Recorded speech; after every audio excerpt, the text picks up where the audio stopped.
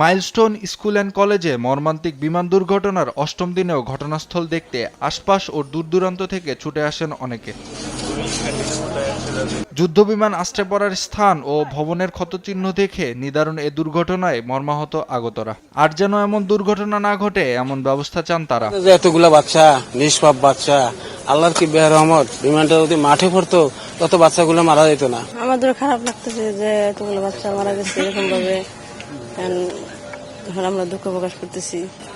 বাচ্চাগুলোর কথা মনে হলে, আমার দুটা নাতি আছে ছোট, মনে হলে চোখ দিয়ে এমনি পানি পড়ে।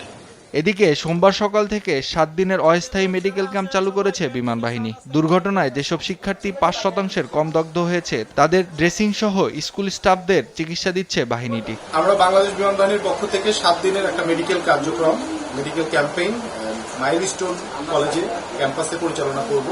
আজকে থেকে এটা শুরু হলো। আজকে আমরা সকাল 8টা থেকে শুরু করেছি। প্রতিদিন সকাল 8টা থেকে 2টা পর্যন্ত আমাদের এই মেডিকেল ক্যাম্পেইন পরিচালনা করা হবে। এছাড়া শিক্ষার্থীদের মানসিক স্বাস্থ্য উন্নতির জন্য কাউন্সেলিং সেন্টার চালু করেছে মাইলস্টোন কর্তৃপক্ষ।